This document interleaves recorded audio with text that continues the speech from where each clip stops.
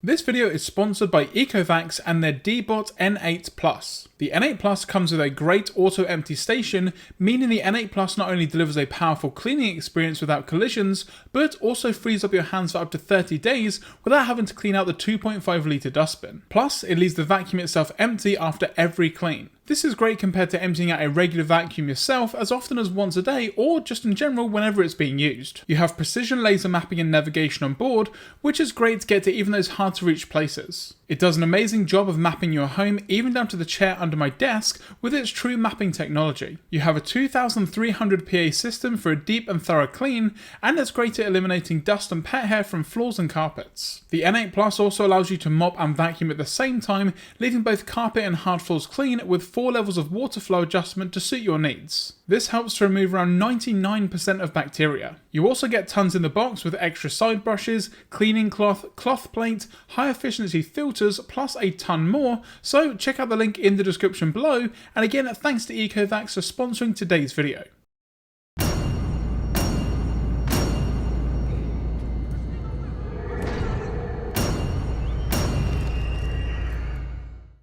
Hey guys, Michael from Copper vs Glass, and in today's video we're taking a slightly more negative look at the newest version of Android, Android 12.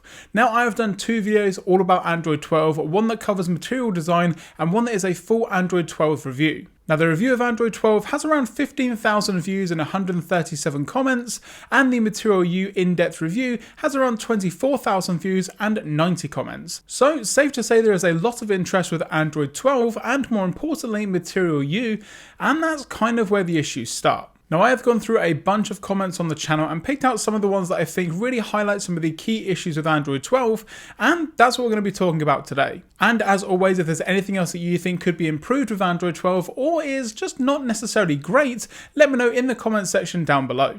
So first up we have the whole world doesn't crave pastel colours and a near useless quick settings panel. Well, we're going to be focusing on the colour options with Android 12 for this specific comment, and we're also going to see if there's anything that you can actually do about it. Now yes, with Material U, what it basically does is it takes inspiration from your wallpapers and applies it across the UI. So that may be in the calculator app, contacts, calendar, the pull down menu, the quick settings, all of that sort of stuff is going to have the same kind of theme about it as what you're going to have with the wallpaper. Now I also mentioned this in my Android 12 Material U in-depth review, but yeah, I would actually like some more kind of saturated colours. It's very much sort of pastel pink, pastel blue, pastel green, pastel yellow, but you don't really get those sort of in-depth colours like you would do on some other versions of Android from some other manufacturers. Which then leads on to the next comment about how about we just call it a colour update and move on. To be honest, I lose interest in picking themes and colours after my first half an hour with a new phone.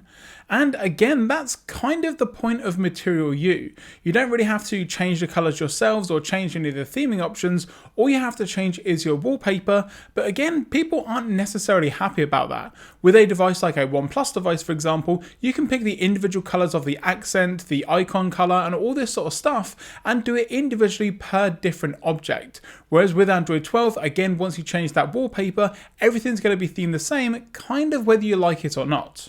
Which leads on to the fact that you can't actually turn off the theming on the phone. Some people don't like theming and there's no way of turning it off. Now while that is kind of true, you can turn off the overall theming options by picking one of the default options. Now does that mean that the theming is completely gone? Well no, because whichever option you pick, that's gonna then be the theme. It just means it's not coming from the actual wallpaper itself. So if you don't like the yellow pastel colour, you can go back to the traditional blue and white theming, but again it's not going to be pure white. Especially in the application drawer and also some of the widgets on the home screen as well, and my dad actually pointed this one out to me. The clock, you can never have a plain white clock on your home screen regardless of your theming options, and some people just aren't a fan of that. Which is why for some people all they see is white and bright colours, no more system-wide dark mode. Now, again, yes, that is kind of true. There is technically a dark mode built into Android 12, but it's not going to be the pitch black dark mode that you've known from previous versions of Android, because again, it's going to be using those theming options. Now, you can't actually get a pitch black mode. It's going to be a sort of, very, very dark grey, or in some cases, a brownish sort of colour, depending on the theming options that you're going for. And again, in regards to preserving battery life on an AMOLED screen, for example, this isn't necessarily the best thing either, because it's not pitch black. black, meaning those pixels are always going to be on. So what that's going to mean for battery life moving forward is even if you do use the system-wide dark mode, which in the past can actually improve your battery, it's not really going to have the same effect this time around with Android 12. Plus, some people just like the darker theming option that we used to have before. Which leads on to one viewer leaving the comment of, really disappointed in Android 12. Many of the new features seem to make the phone less user-friendly, some of the changes don't really make much sense, very limited customization. Now, yes, the customization on stock Android has never really actually been the best. Yes, you can change your wallpaper, and sometimes some of the theming, it's been kind of limited in the past, but nothing like something that you're going to get on a Samsung or OnePlus device, for example. Is it better than what we're going to find on the newest iPhone? Well, yes, but only marginally.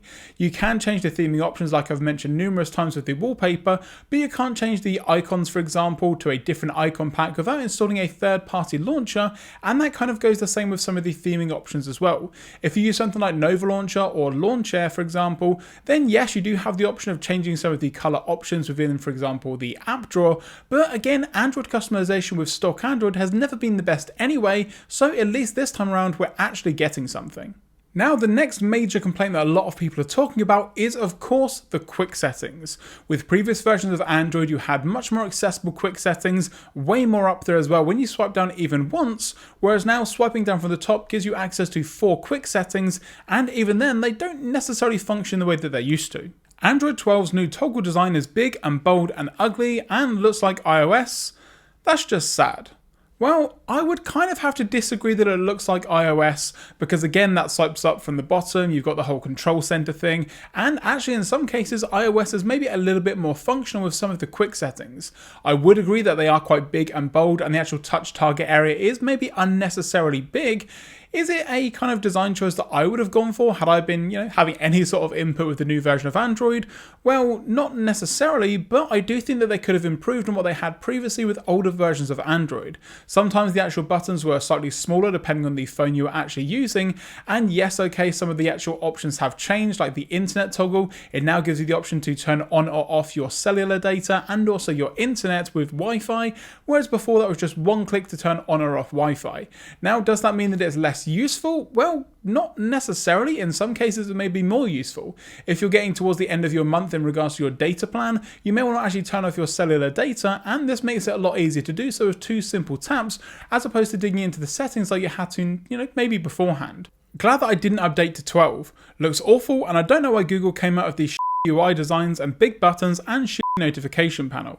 Android 11 is also so perfect, and Google messed up with 12 and their shitty design and useless innovations. This person I just don't think likes Android 12. Nothing about this update is helpful. The drop down menu is awful, there's only 4 options if you pull it down once, otherwise I have to pull it down twice and pull up twice to clear it. Very inconvenient since I use a lot of those features throughout my day, and I can no longer use Google Pay with the power button, also inconvenient. So yes, this goes back to the fact that when you swipe down from your home screen, you only have 4 options and then have to swipe down again to get some more options, and even then they're still quite limited compared to what we used to have. I'm also not a huge fan of the brightness slider being at the very top of the screen as well. Again, if they kind of move that down ever so slightly, even below the initial 4 quick settings, that in my opinion would be a little bit better than what we've got now. Now, some other issues that some people are having with Android 12 on maybe some older devices or even a Pixel 5 is the fact that it does feel a little bit slower, clunky, and some of the animations just don't look right for some reason.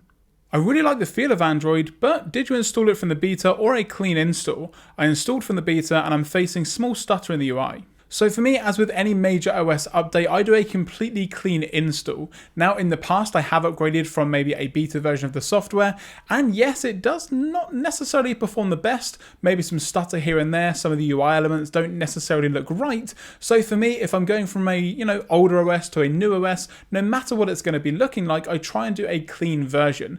Now don't get me wrong, when it comes to Android 12.1 for example, I'll just do a standard over-the-air update, I won't do a clean install. However, if it is a complete change of the OS itself, like from Android 11 to Android 12, I would always try and do a perfect clean install every time and kind of start from the scratch. Now, okay, yes, it may be you have to install some applications again, and the backup option sometimes doesn't necessarily work the best when you go from different versions of Android, but again, if you've got a note of all the applications you've got on your device and you've got some good internet speed, it won't take that long to get back up and running. Now, there's also a lot of people asking if you can actually downgrade from Android 12 back to Android 11, and while yes you can, some features and some newer features of Android in regards to some of the applications, the way that it works and things, won't necessarily work the same moving forward, so that's definitely something to keep in mind. But again, if you don't need any of those sort of newer, more niche features, then yes, if you wanted to, you can go from Android 12 back to Android 11.